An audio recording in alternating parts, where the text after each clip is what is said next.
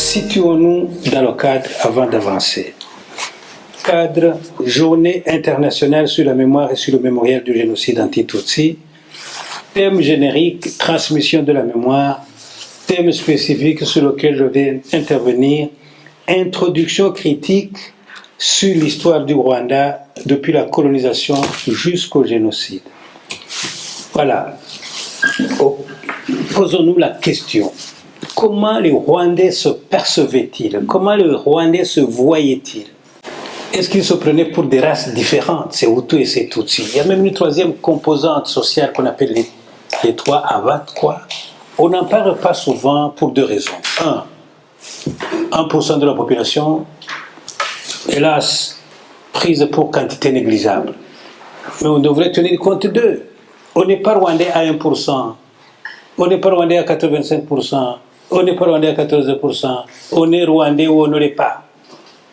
Et d'ailleurs, ces histoires de statistiques, 85% les Hutus, 14% les Tutsis, sont des chiffres politiques qui ont été manipulés. Pendant la colonisation, en Belge, Omer Marshall, en Ardennais, quelqu'un des Ardennes, a trouvé que 66% de Rwandais sont des sangs mêlés. Cette histoire de statistiques, c'est aussi des manipulations politiques. Il a 10 vaches, il est Tutsi. Il a moins de 10 vaches, il est Hutu. C'est le recensement des années 1930. Si bien que deux frères jumeaux pouvaient être l'un Hutu, l'autre Tutsi. Mais ça a pris et ça fonctionnait jusqu'au génocide. Alors, comment les Rwandais se percevaient-ils? Au commencement était le mythe monoracial et monoethnique rwandais de Gihanga, consanguinité et fraternité des Hutus et des Tutsis. Pour les Rwandais, pour tous les Rwandais, sans exception, avant la colonisation, il y avait un mythe fondateur. Nous sommes tous descendants de Gihanga, père de Kanyarwanda. Kanyarwanda qui a eu 3 fils, Gahutu, Gatutsi et Gatwa.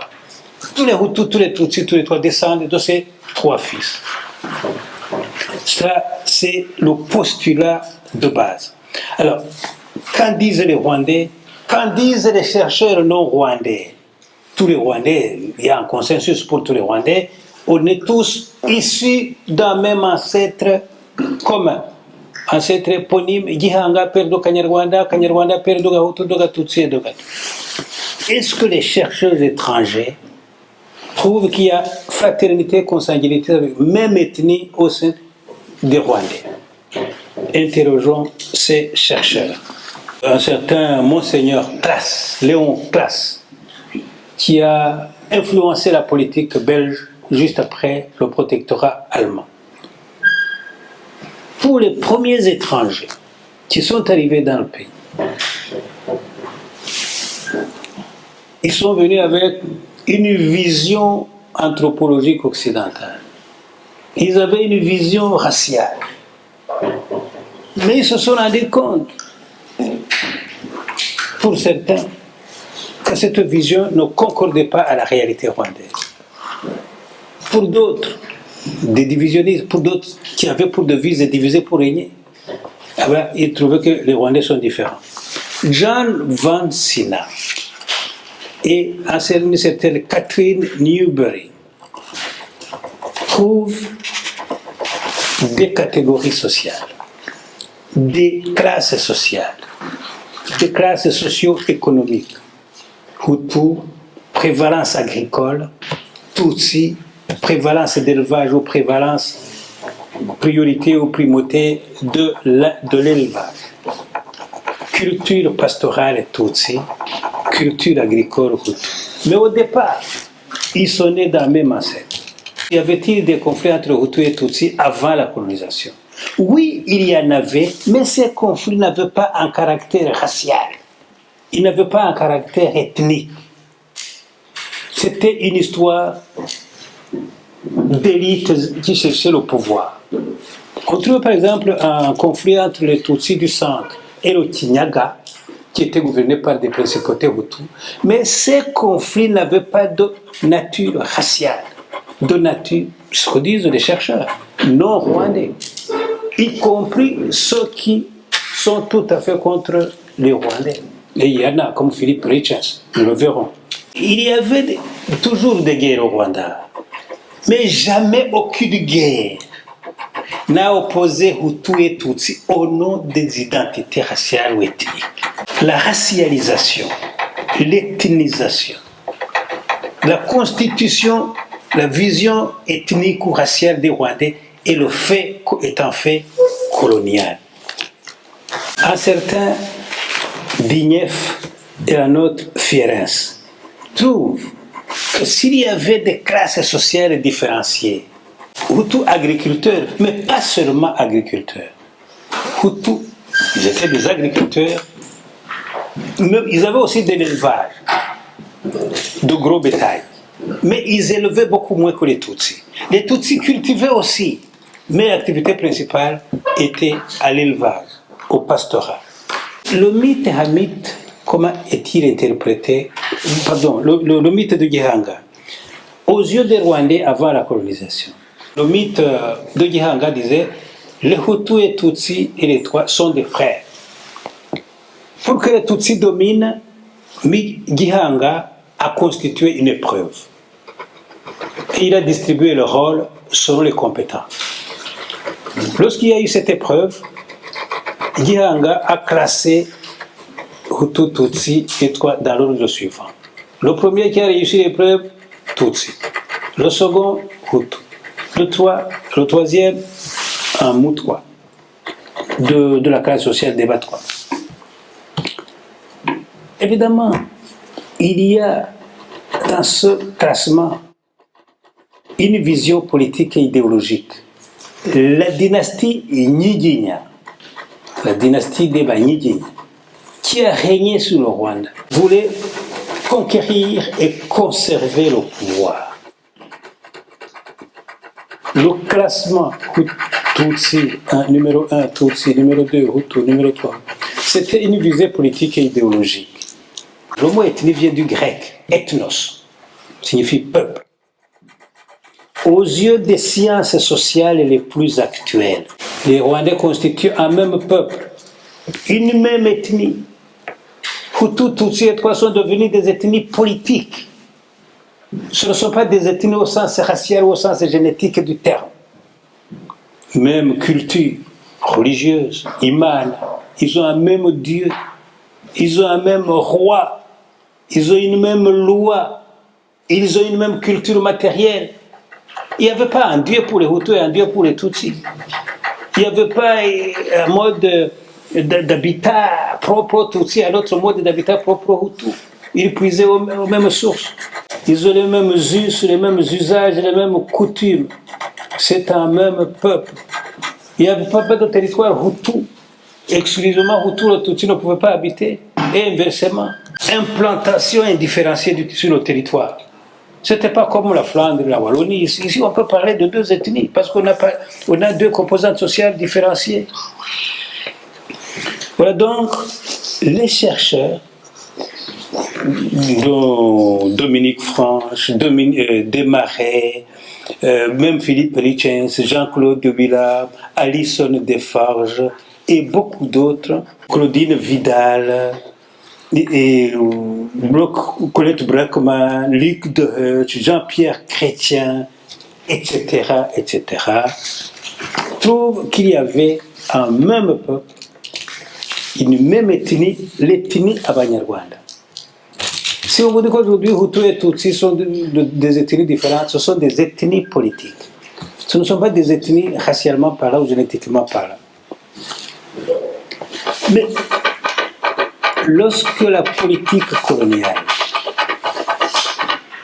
va s'instaurer au Rwanda, avec pour devise avec pour principe directeur diviser pour régner, on dira aux Tutsis, non, ce pays est tellement bien organisé que ça ne peut pas avoir été cette organisation ne peut pas avoir été conçue par des nègres. Il doit y avoir du sang blanc dans le Tutsi, une goutte blanche de sang. Vous devez être venu d'Asie. Il y a un peu de sémites parmi vous. Vous avez un peu de sang juif. Et puis on va créer des écoles pour les Tutsis, exclure les Hutus. On va donner des postes administratifs pour les Tutsis. école exclusive des chefs pour les Tutsis à Butare et Datwa, groupe scolaire à l'époque. Nomination aux postes administratifs sur les Tutsis. Puis les partis politiques, quand les Tutsis vont demander l'indépendance, les Belges diront mais vous retournez la veste, on va retourner la veste. Nous vous avons favorisé, vous demandez l'indépendance pour nous chasser. Ce n'est pas possible. Et on va faire émerger les Hutus qui avaient évolué à l'ombre de certaines écoles comme les séminaires. Ils n'avaient pas été à l'école d'Astrida, l'école des chefs, mais on va propulser les Hutus. La division qui a duré par la discrimination dans les écoles, par la discrimination dans l'administration, discrimination dans l'administration, on va dire, pour les Tutsis, il faut les chasser du pouvoir. Il faut même les chasser du pays. On va même les tuer. Je suis né en 1955. Mes parents ont pris le chemin de l'exil en 1960. J'avais 5 ans. D'autres vont nous suivre en 1973. Et puis, entre-temps, on tue. Et à la fin, la solution finale de la question Tutsi pour ces Hutus, c'est en 1994. Mais on a chassé les Tutsis bien avant l'attaque du FPR. On ne peut pas parler de l'attaque du FPR pour la cause première. Non.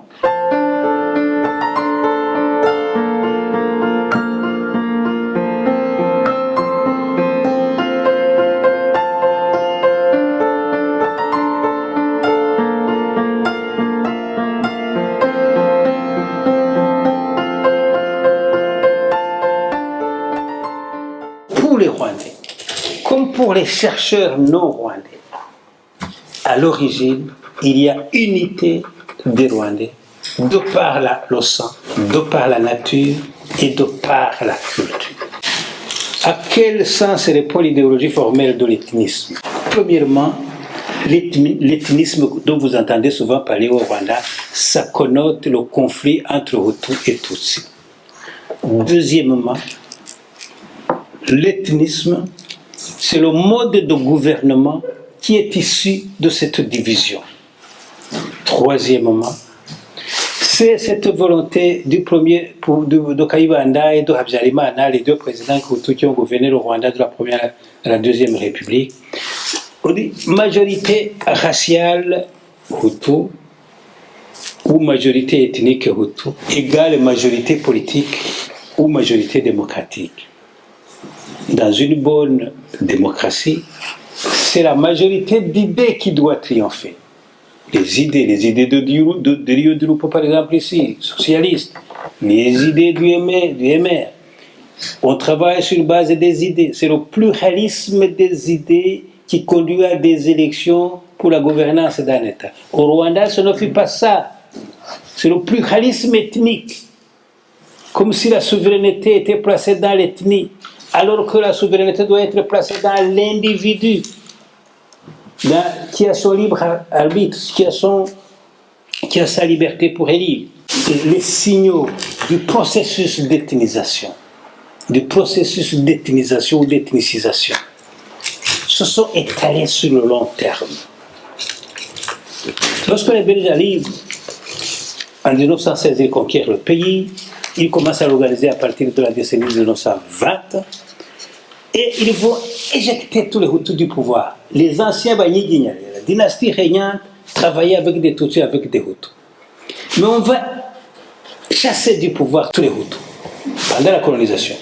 Et le dernier Hutu est éjecté du pouvoir en 1928. Puis on ne gardera que les Tutsis. Et encore, pas tous les Tutsis.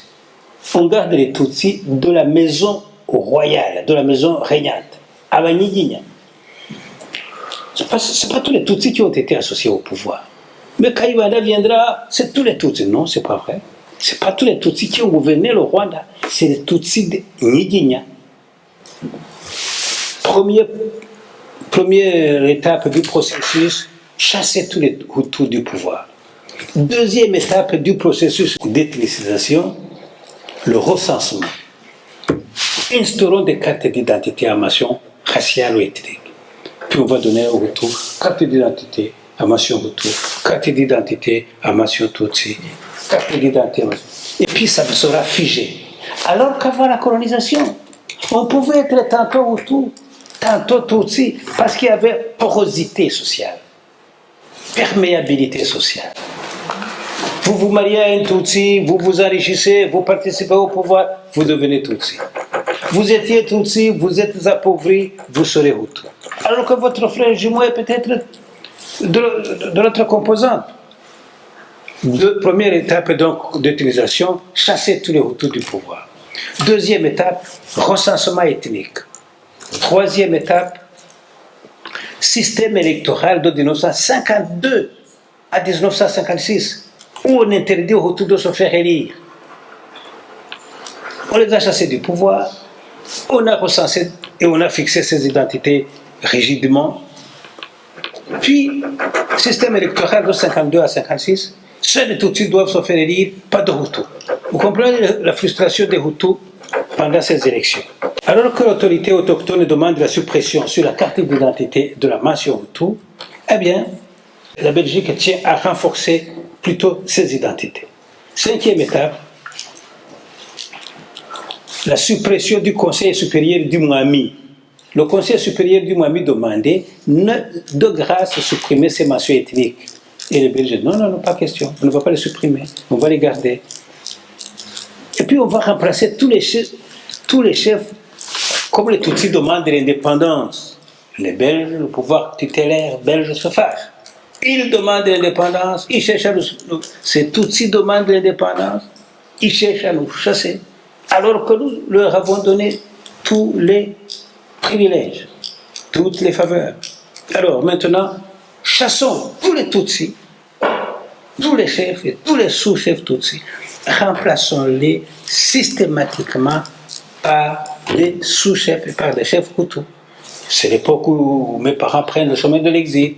Et puis, même les Hutus, entre eux, sont divisés par le colonisateur belge. Comment va-t-il procéder? Au moment de l'octroi de l'indépendance ou du recouvrement de l'indépendance du pays, la garde nationale, l'armée, sera constituée par les Hutus du Nord et pas par les Hutus du Centre. Pourquoi? Le pouvoir tutélaire belge se dit, ces Hutus du Centre se sont mariés avec des Tutsis. On ne sait jamais. Ils peuvent un jour pactiser avec ces Tutsis. Créons une armée avec des Hutus qui ne se sont pas trop métissés avec des Tutsis. C'est ainsi qu'on a pris les Hutus du Nord. Et on verra bien qu'en 1973, justement ces Hutus du Nord, qui estimaient qu'ils n'étaient pas métissés avec des Tutsis, vont chasser les Hutus du Centre. Donc, on a vraiment tout fait pour diviser le peuple rwandais. Non content de diviser les Tutsis et les Hutus, ils sont encore rentrés chez les Hutus pour les diviser. Et ils trouvaient que les Hutus du Centre étaient plus ou moins mélangés avec les Hutus, avec les Tutsis. Après Kayibanda, qui avait un racisme primaire, Habyarimana va créer un racisme raffiné, un ethnisme raffiné. Il y avait mise sur le pied d'une police et d'une armée discriminatoirement Hutu. Il y avait eu rigidification de la mention ethnique sur les cartes d'identité. Il y avait eu la déportation des Tutsis dans les régions du Bugesera, de Nyamata, de Gisaka, de Rukumberi, de Gihinga. En 1959, les Tutsis qui étaient à gauche, à droite, c'est peut-être votre cas, hein, vous avez été dans le Bugesera, venant de là, on disait qu'il faut les mettre dans des régions impaludées, pleines de malaria.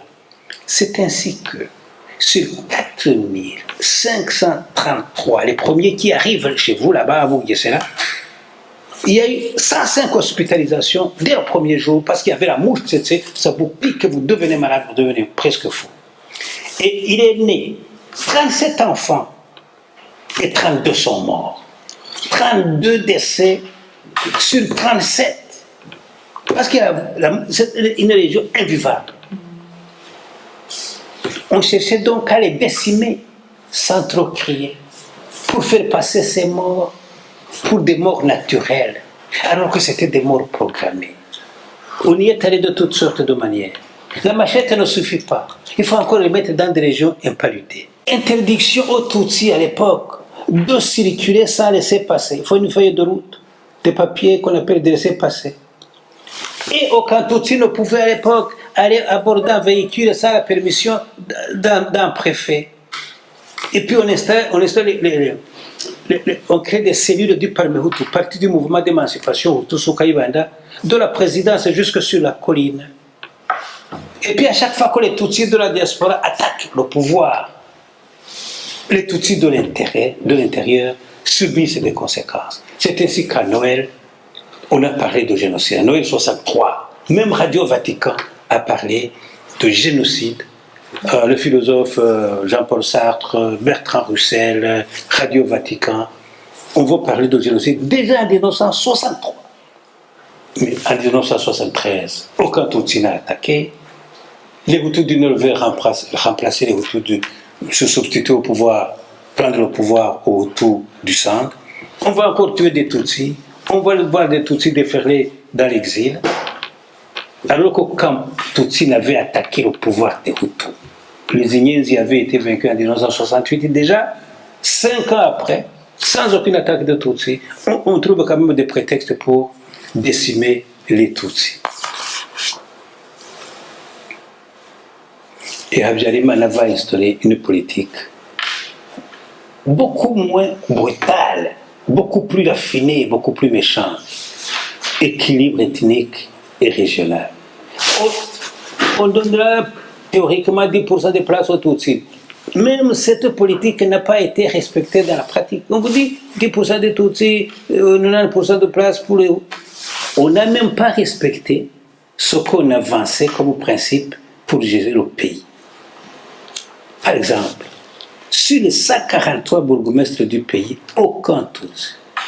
Pas de secrétaire communal Tutsi. Pas de préfet Tutsi. Pas de député Tutsi. Même dans l'église, Habyarimana va demander aux institutions religieuses de veiller à l'équilibre. Vous imaginez? On nous apprend que c'est le Saint-Esprit qui recrute pour les vocations.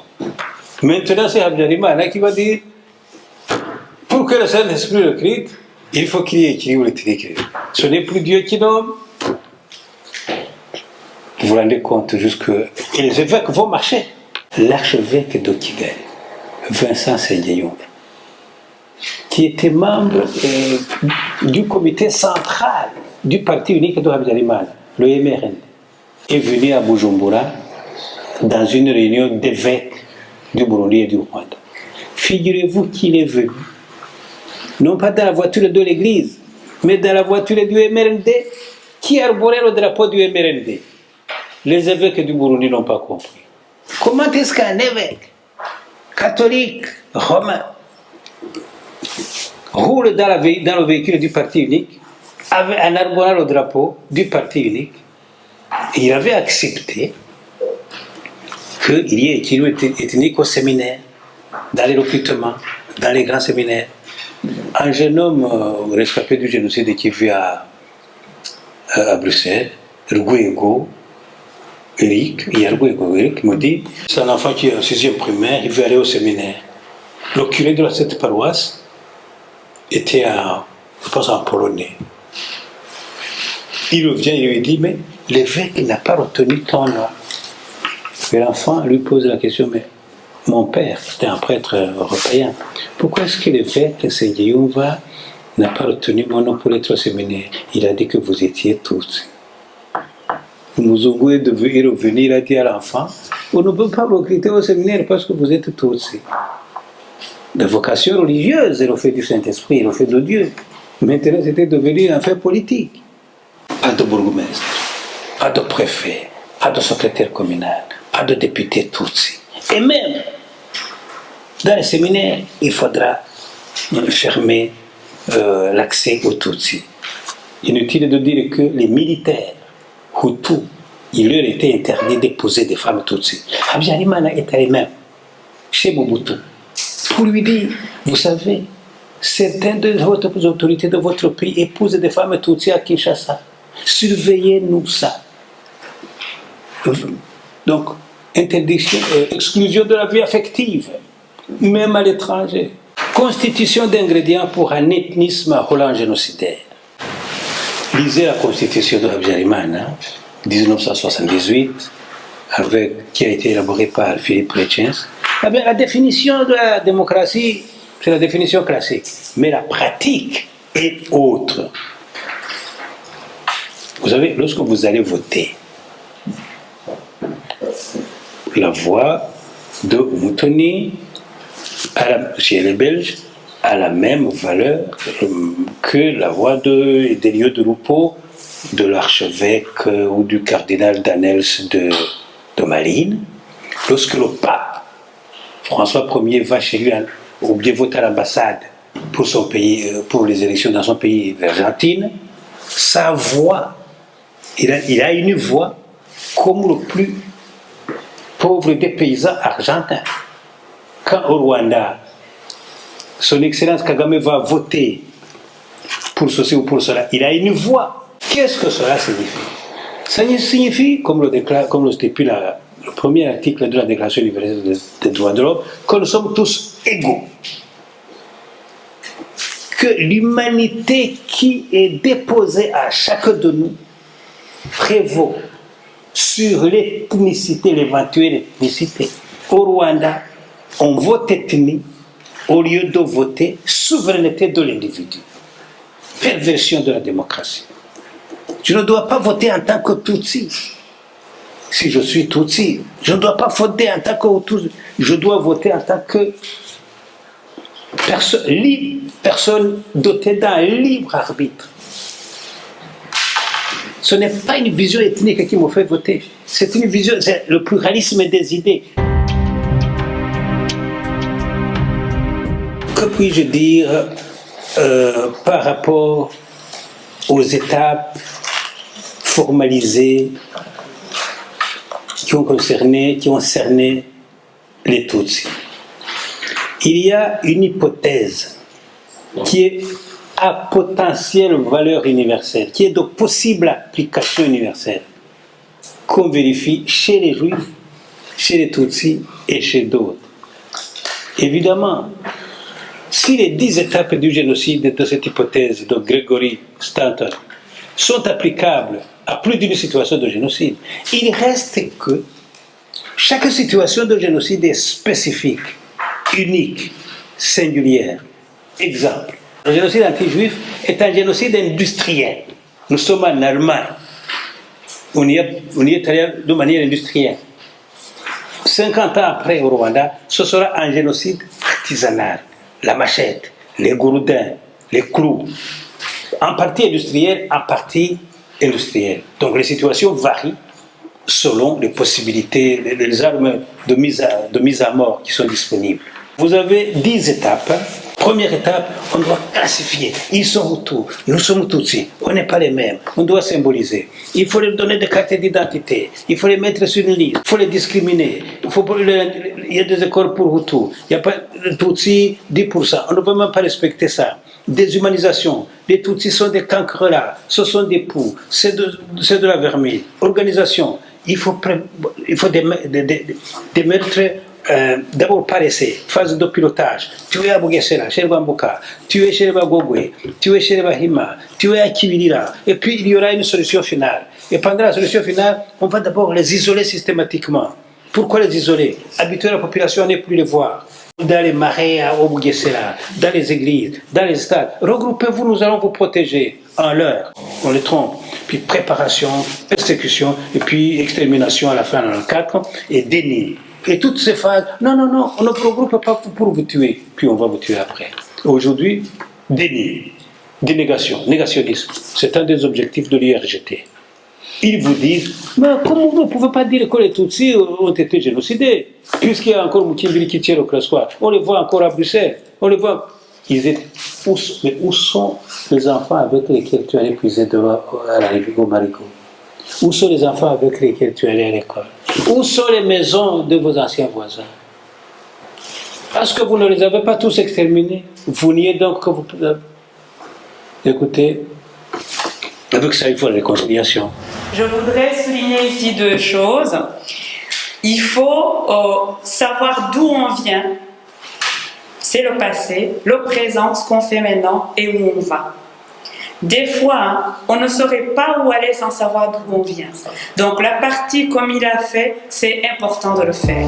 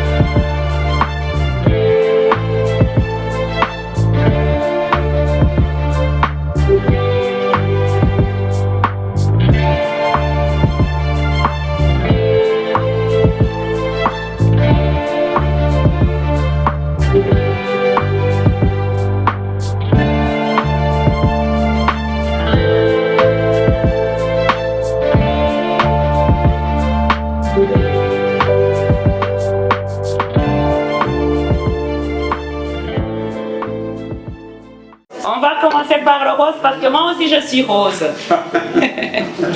Le rose, tu dois donner aujourd'hui ton rêve. Donc moi, je m'appelle Donna, j'ai 42 ans, j'ai 2 enfants. Mon rêve serait de faire le tour du monde. Wow. Je travaille pour le moment, je n'y arrive pas, mais c'est dans mes rêves. Voilà. Et toi, ton nom, ton prénom? Ludivine, et je veux être astrophysicienne. Astrophysicienne, Ludivine. Très bien. Tu peux manger ton bonbon, le rôle est fini. Alors, qui a la couleur rouge? Oui, rouge. Alors, Annick, quelle était ton attente en venant aujourd'hui, ici?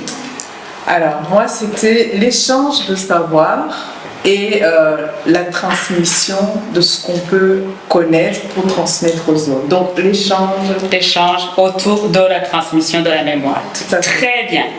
Aujourd'hui, c'était justement la rencontre débat pour discuter, pour aussi transmission de mémoire de notre pays, oui. Qui a subi le génocide.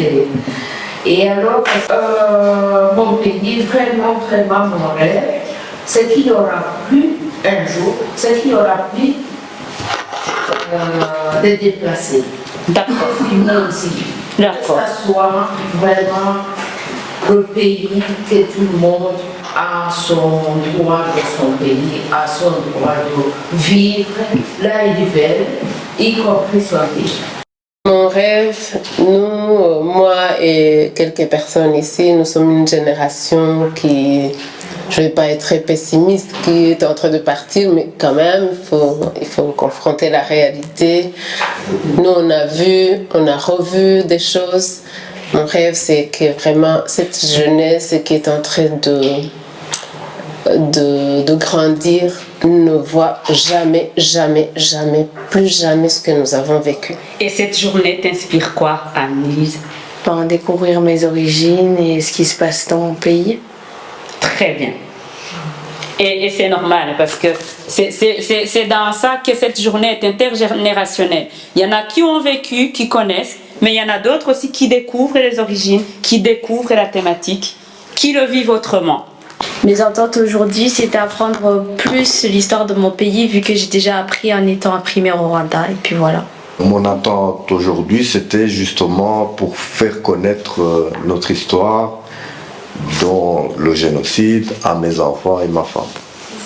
Chantez, Eric. Je m'appelle Pierre Gossens, je suis l'époux d'Alvera.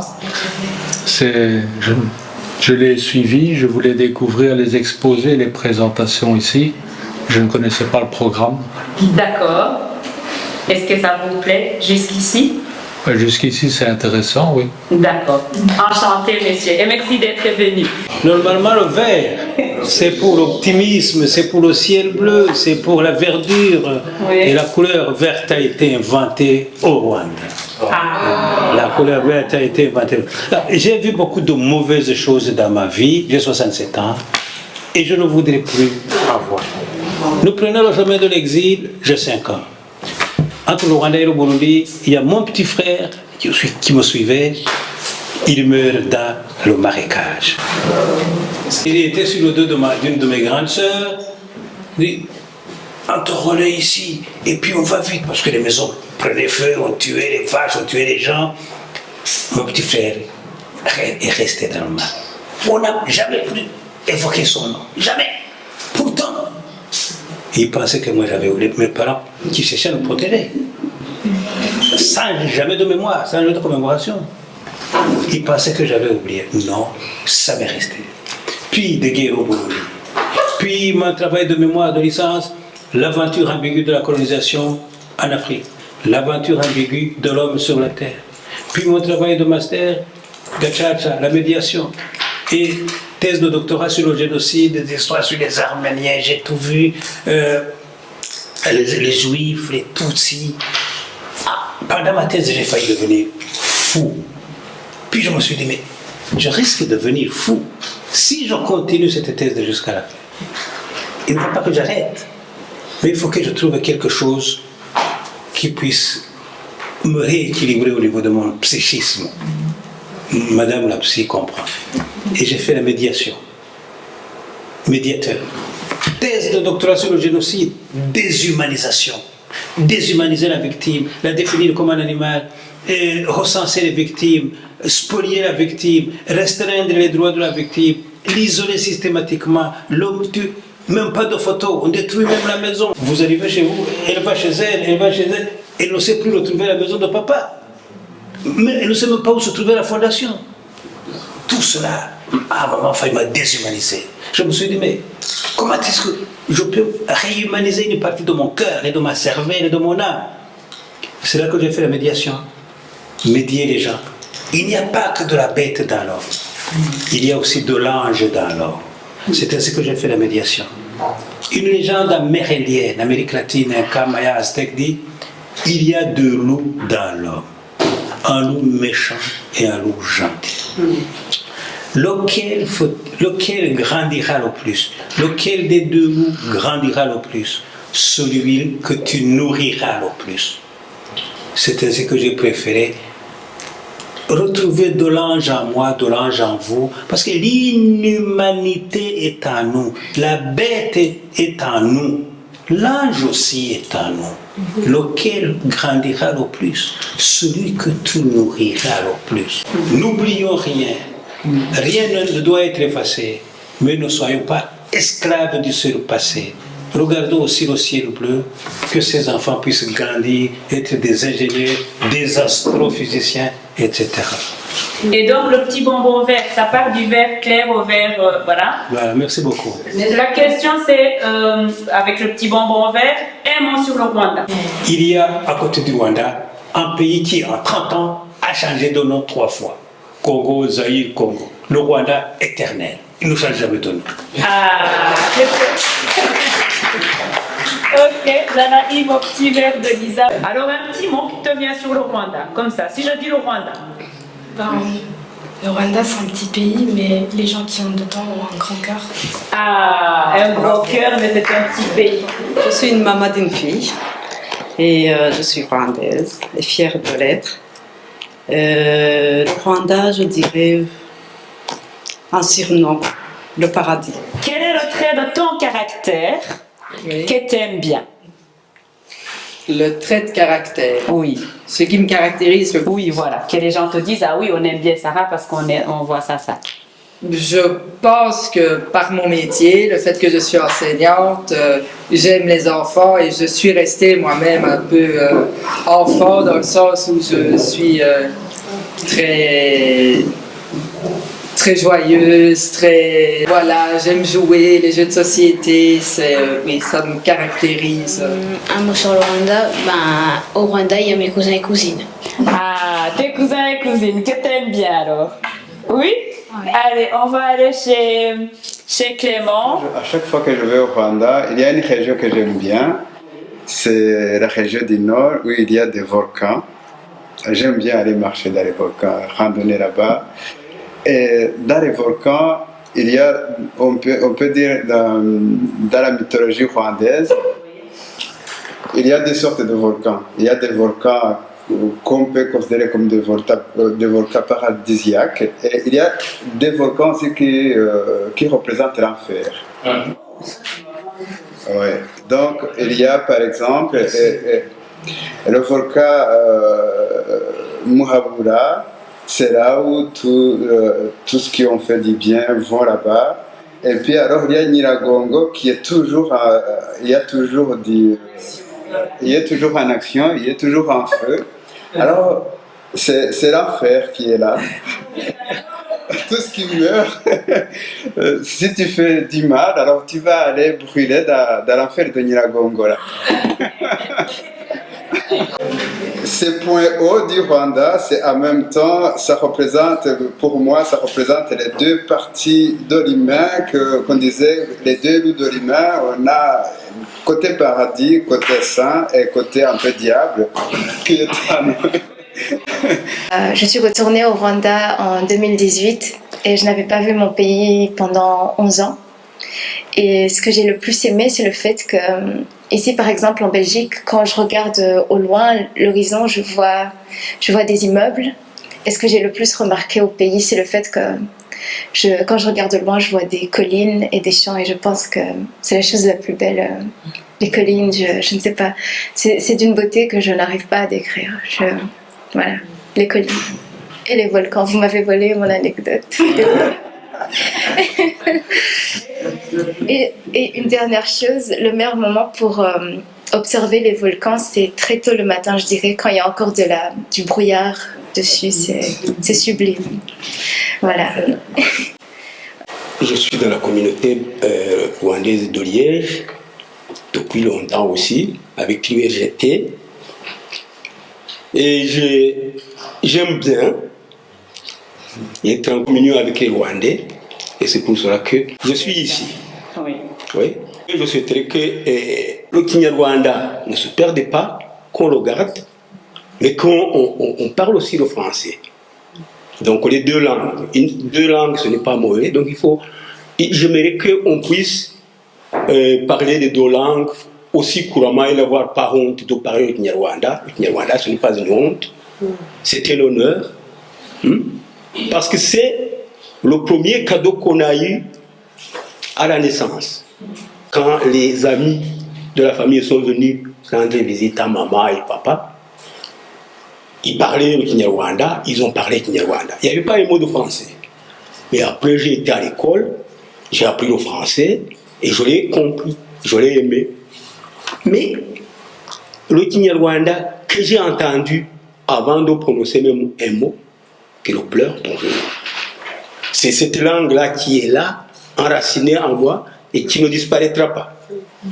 Un poète sicilien, digne de Ignazio Bottita, a dit: prenez un peu cet air, il pourra encore vivre. Prenez un peu tous ces passeports, il pourra encore vivre. Prenez un peuple son amour, mais prenez un peuple salam, ça n'est fait de lui. L'âme d'un peuple et dans sa langue. Parce que la langue, c'est le vecteur, c'est le véhicule de la culture.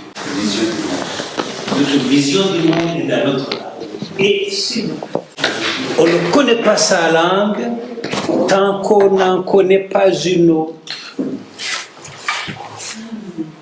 Si vous voulez connaître le Kinyarwanda, apprenez aussi d'autres langues.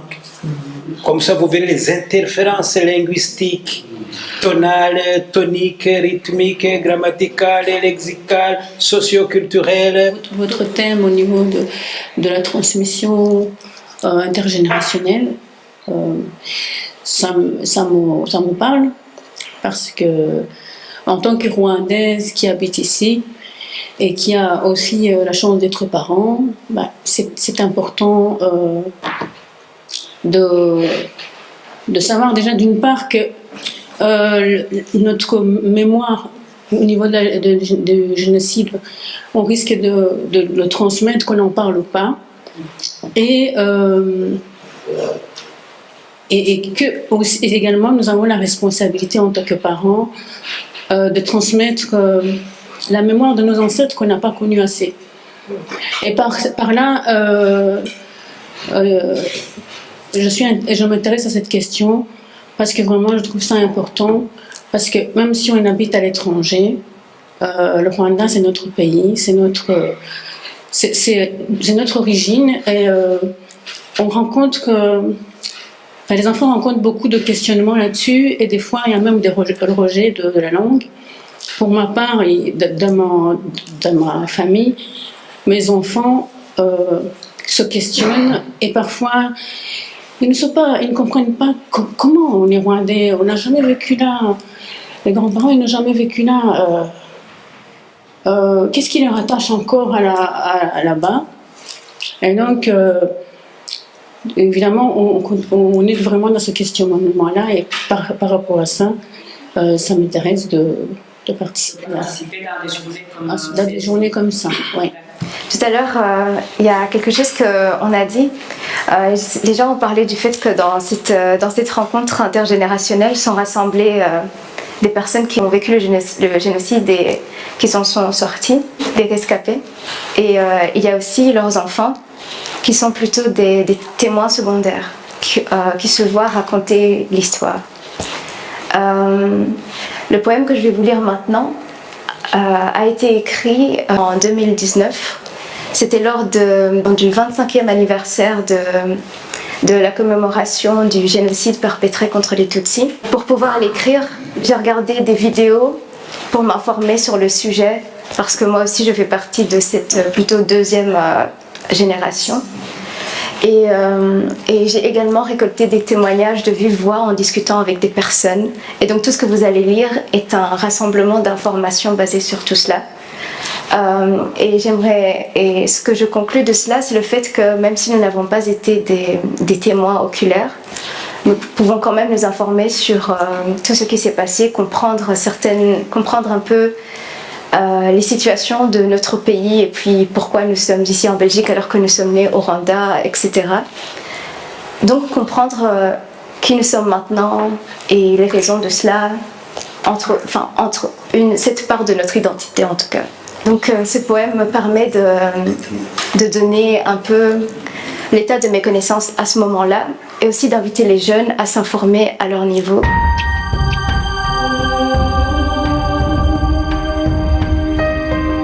Amour à construire. Mère, le soleil s'est levé comme à son habitude. Je l'ai accueilli avec gratitude, car il m'a délivré des cauchemars accablants qui hantent mes nuits impitoyablement. La sueur recouvrait tout mon corps au réveil, et regardant mon époux encore dans les bras du sommeil, j'ai tâté frénétiquement mes membres et mon ventre et pensé « Dieu, je suis toujours vivante ». Pourtant, je me souviens encore de l'odeur du sang, des machettes qui vous ont emporté, père et toi, maman.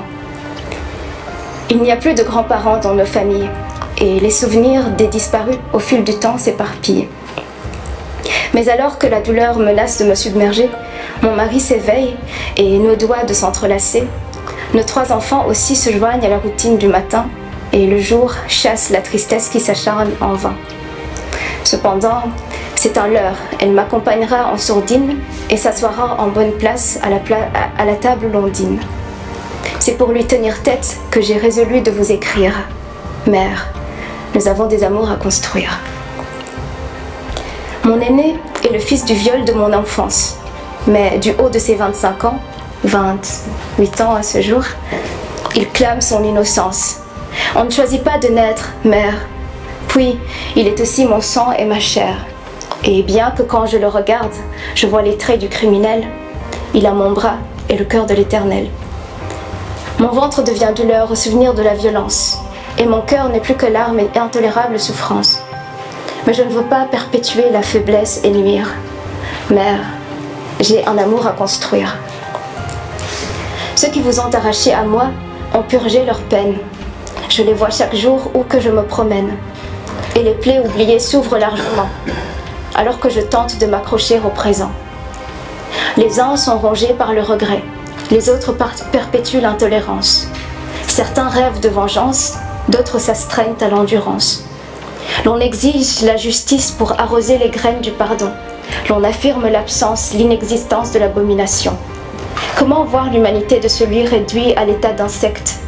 Comment vivre avec celui qui a sauvagement recherché votre perte? Les enfants répètent les chants du deuil, la tête pleine de questions, alors que le bourreau et la victime cheminent sur la voie de la guérison. Ils ne l'acquerront pas à travers les non-dits assourdissants, car il n'y a point de raccourci pour atteindre l'apaisement. Il faut peindre, écrire, chanter l'incompréhension et la douleur, pas les fuir. Mère, ô mère, nous avons un amour à construire.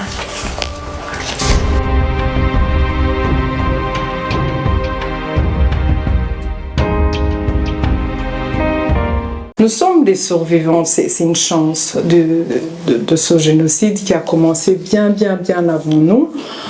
Mais qu'est-ce qu'on peut en faire? Parce que pour ne pas tomber dans la victimisation ou de dire ce qui nous est arrivé, certainement ce qui nous est arrivé, c'est vraiment inacceptable. Mais les symptômes ou les choses qu'on dégage ou qu'on manifeste, c'est acceptable parce que c'est la source de ce qu'on a vécu et que des fois on a tendance à s'oublier, à dire comme on dit en Kinyarwanda, certes, mais qu'est-ce qu'on en fait avec ça? Et surtout, qu'est-ce qu'on en fait avec nos enfants, les enfants de nos enfants, ainsi de suite. Et donc ici, je vais tenter de peut-être mettre ça en deux phases. On va parler alors d'abord du trauma. Donc sans rentrer trop dans la théorie, parce que je ne suis pas là pour donner le cours du traumatisme et tout ça, mais j'ai envie quand même de vous parler du trauma et du traumatisme, parce que c'est deux choses qui diffèrent. Le trauma, donc, c'est un événement qui nous arrive. On peut être traumatisé. Bien évidemment, en tant que Rwandais, on a été traumatisé du génocide de Tutsi de 1994, même auparavant. Ça, c'est un effet. On peut être traumatisé aussi. Donc, le trauma, peut venir des choses autres qu'on fait, un trauma d'accident, un trauma suite à une séparation, par exemple, amoureuse. Mais il y a le traumatisme. Donc il y a un effet. Ça c'est quelque chose qu'on sait qui est arrivé. Mais il y a aussi le traumatisme. Qu'est-ce qui en découle? Donc c'est vraiment pour pouvoir différencier les deux, même si après il y a une corrélation qui se met ensemble, c'est le trauma et le traumatisme. Alors, dans notre histoire en tant que Rwandais, et que Dr Mukimbili a bien expliqué bien avant, et il y avait même des choses que j'ignorais, c'est important de savoir qui nous sommes, d'où nous venons, où est-ce que nous en sommes, et surtout qu'est-ce qu'on peut tenter de mettre en place pour plus tard, parce que c'est pas facile, ça tombe pas comme ça, on doit avoir une résilience et tous ces mots qu'on entend, mais est-ce qu'on a cette capacité? Est-ce que c'est possible? Et donc ça, c'est la première chose que je voulais un peu partager avec vous. Et aussi en parlant de l'impact psychologique du génocide sur la vie des survivants. Et moi, j'ai envie de vous parler aussi du transgénérationnel. Qu'est-ce qu'on transmet? Même sans se rendre compte, même in vitro, dans les ventres de nos mamans, il y a des choses qui nous transmettent via leurs canaux, parce qu'on est encore là, c'est vraiment un noyau qui est en train de grandir. Comment ils nous parlent, ce qu'ils vivent à ce moment-là, qu'on le veuille ou pas, on le garde, même si on est vraiment des fœtus. Nos mamans ou nos pères, il y a des enceintes, tout à l'heure, je ne sais pas qui a parlé de ça, on vient aussi d'ailleurs. Donc, c'est vraiment de génération en génération qu'on transmet. On transmet des bonnes choses, comme il y a aussi la transmission de mauvaises choses. Donc, il y a l'héritage, mais psychologiquement parlant, qu'on transmet.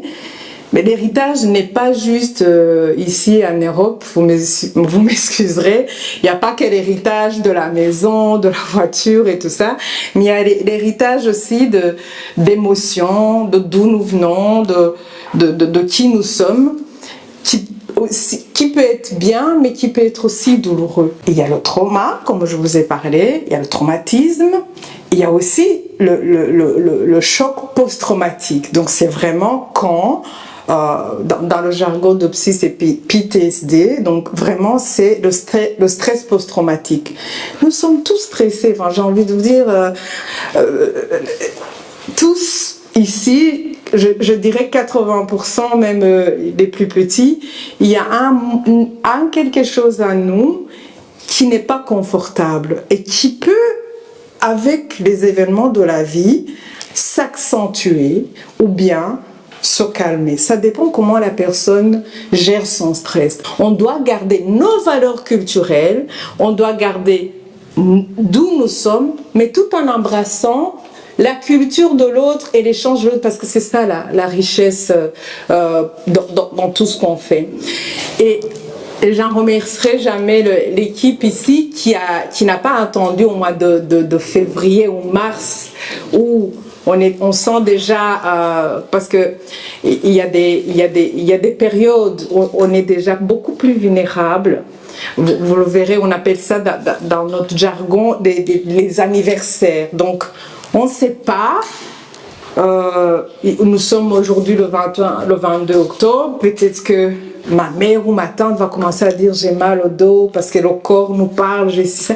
Et quand on gratte un peu, on sait que en 22 octobre en 1960, c'est là où elle a vu sa maison brûler. Donc, même s'il y a plus de 40 ans, les anniversaires, enfin notre corps peut nous amener à ça.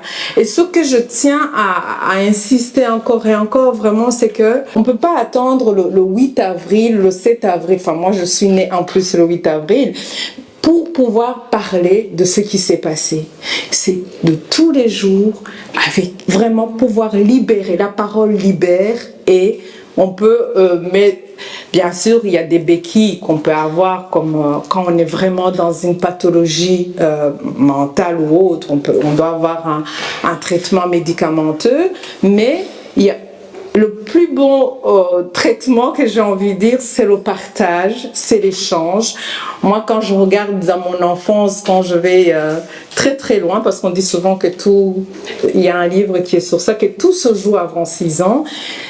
Aussi jeune que j'étais, le plus beau moment que j'ai pu échanger, même avec les gens de la colline, et tout à l'heure, tonton Mkibi le disait bien, qu'on vivait tous ensemble, que ce soit les Hutus, les Twa, les Tutsis, mais c'est ce moment où on est autour du feu, où on échange.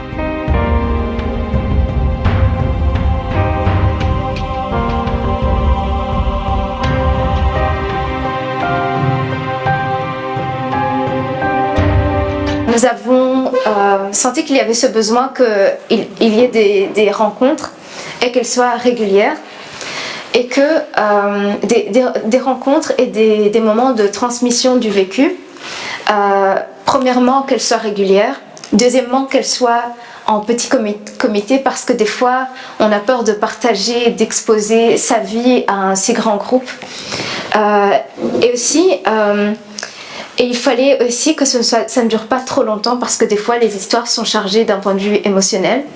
Et aussi il faut tenir compte du fait qu'en face on a des jeunes, donc non seulement il faut que d'un point de vue émotionnel ce ne soit peut-être pas, enfin que l'on trouve une façon d'exprimer les choses sans que ce soit trop lourd. Donc le fait que ce soit court dans la durée des activités est pratique. Et aussi il ne faut pas que ce soit des mots durs qui ne soient pas compréhensibles par les plus jeunes. Et aussi apparemment, les jeunes veulent participer aux activités et pas seulement écouter, mais aussi transmettre à leur tour, peut-être faire des recherches, que sais-je, et aussi pouvoir, en tout cas, participer au niveau de l'organisation. Il y a eu également expression d'un besoin de co-construire si c'était possible d'avoir des partenariats. Il y a différents groupes et donc des fois on pourrait faire des activités où on rassemble les groupes déjà présents, les groupes, les ASBL, etc. pour permettre des partages de savoir, des partages de réflexion, de connaissances, etc. Et il faut organiser, il y a quelque chose qui est beaucoup ressorti, et ça c'est le quatrième point, c'est le fait qu'il faut, avant que je l'oublie parce que je ne l'ai pas noté sur la feuille, on a remarqué qu'il n'y a pas beaucoup d'hommes qui partagent. Moi par exemple, je n'ai jamais assisté à un partage de... La seule fois où j'ai vu un homme qui témoignait, c'était en vidéo sur YouTube. En fait, des hommes, j'ai jamais vu, alors que j'ai participé à différentes commémorations. Donc on a besoin d'entendre les points de vue des hommes, qu'ils ne se sentent pas gênés. Et le dernier point qu'on a noté, c'est le fait qu'il faut organiser des moments de discussion suivis de convivialité, de partage pour contrer l'isolement et aussi permettre aux personnes de se souvenir que les problèmes qu'ils ont, non seulement le souvenir du trauma, mais également les traumatismes et les syndromes post-traumatiques, enfin les maladies, qu'ils ne les vivent pas seuls, et aussi peut-être pouvoir utiliser les solutions que les autres ont trouvées pour eux-mêmes. On a parlé du fait de partager des difficultés, mais, enfin des choses, des vécus difficiles, etc. Mais on a aussi insisté sur le fait qu'il faut partager des moments agréables, de convivialité, et transmettre un héritage positif. Ce que IRGT peut faire, donc je commence par IRGT, c'était de produire un petit document écrit comme un petit livret de cette conférence, avec tous les débats, avec tous les exposés qu'il y a eu. Comme ça, même les personnes qui n'ont pas eu l'occasion de venir ici aujourd'hui, ils pourront en profiter et distribuer ce petit document, si c'est possible, gratuitement ou moyennant un petit prix, 1 euro, 2 euros, pendant la commémoration les autres, de l'année prochaine.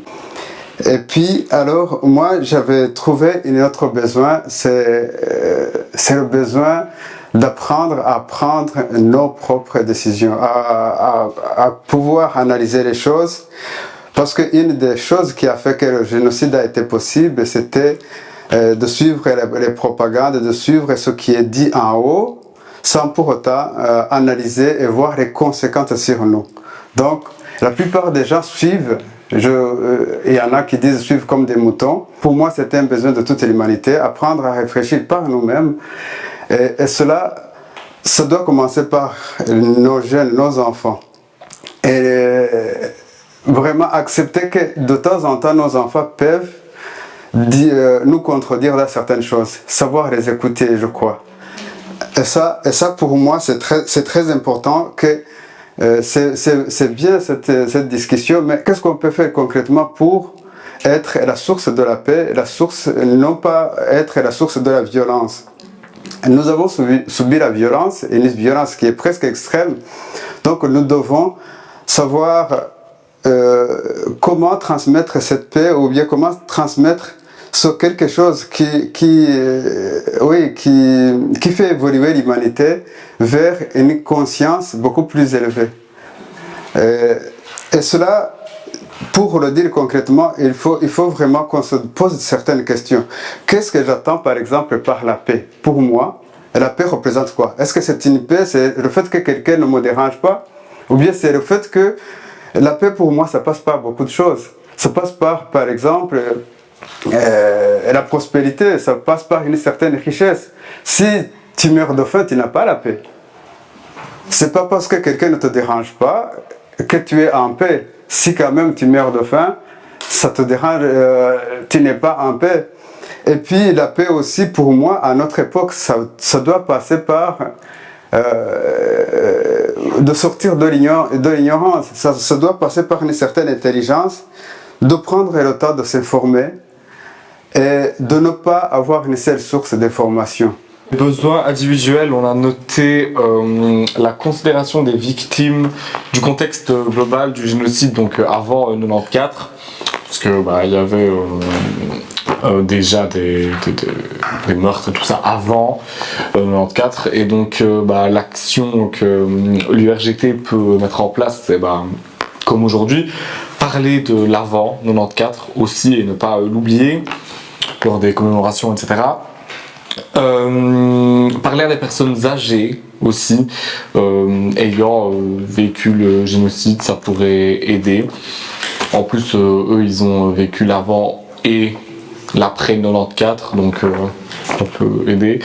On a aussi soulevé la liberté d'expression, donc le fait de pouvoir être ouvert à une divergence d'opinion par rapport aux commémorations, etc. Je ne sais pas si je l'exprime bien. Le contexte historique, donc comme aujourd'hui, être capable de mieux comprendre les circonstances dans lesquelles ça a pu se produire et tout ça, ça peut nous aider à se sentir au plus proche et concerné. Oui, le passé, on ne peut pas changer le passé, mais on peut construire notre futur. Alors, pour cela, je vous invite à toujours continuer à y réfléchir, nous donner des idées. S'il y a des pistes d'amélioration, ce sont les bienvenus. On a noté, en tout cas, tout ce que vous avez dit concernant la liberté d'expression, MLIX et les jeunes, vous êtes là. Je vous invite à vous exprimer comme vous voulez à travers les associations. Pendant les activités qu'on propose, si vous avez une idée, je vous invite maintenant à y réfléchir et alors à nous soumettre vos idées. Ça va? On est habitué souvent de parler en proverbe, comparé souvent auparavant au Rwanda, par exemple, Marira Yumugaba Tembajamunda, un jeune ne comprendra pas ce que ça voulait dire, ou bien Barapouye, Baragiye, mais on continue. Donc, un jeune ne va pas comprendre ce qu'on voulait dire, et à ce moment-là, on voulait dire justement sur le génocide, ce qu'on a vécu. Donc, elle a intervenu beaucoup dans le groupe pour dire que les jeunes, ils sont là, mais ils ne comprennent pas. Donc, essayons, nous, les adultes, de faire que les jeunes comprennent et participent, et aussi qu'ils ont envie de rester, de participer, parce que souvent, ils s'ennuient, ils partent. J'ai eu l'idée qu'on pouvait faire, au lieu que ce soit une réunion qu'avec les parents, on pouvait faire une réunion avec les enfants et avec l'école, et avec l'école Umucho où je suis, et aussi avec d'autres enfants. Moi, je pense que les enfants, nous les enfants, on a un peu, avec tous les témoignages qu'on a écoutés, je pense que ce serait bien que on fasse des exposés sur tout ce qu'on... Donc, ce serait bien qu'on puisse, nous les enfants, expliquer à notre manière ce qu'est le génocide, expliquer ce qu'on a compris après toutes ces années où on a écouté des témoignages, et comme ça on peut aussi y participer. Je tenais à remercier l'équipe de URGT d'avoir organisé cette rencontre avec nos enfants. Et comme les enfants viennent de le dire, il va falloir le faire assez souvent. Ils ont proposé une fois par mois, je trouve ça bien. Et c'est vraiment quelque chose de chouette. Comme je l'ai dit tantôt dans le groupe, nous les papas, on ne prend pas la peine peut-être de raconter le parcours du génocide. Enfin, me concernant, je n'ai pas encore trouvé vraiment le moyen, les mots pour raconter l'histoire de 94. J'avais 14 ans à l'époque, donc c'est quasi un an de mon fils. Et je trouve ça vraiment chouette. Je tenais vraiment à vous remercier d'avoir fait ça. Et je pense qu'un jour je prendrai le courage d'aussi faire mon témoignage. Parce que je trouve que ça va nous aider à transmettre nos enfants. Je pense que le travail, on est dans le bon, et je suis vraiment content que ici même les enfants le demandent, parce qu'à l'école Umucho, on fait aussi un travail avec eux dans la culture. On n'a pas encore parler du génocide, mais c'est dans les projets. Et ça serait vraiment bien aussi qu'on travaille en collaboration avec les différentes associations pour nous rencontrer assez souvent et partager. Voilà. Merci beaucoup à vous d'avoir organisé ça.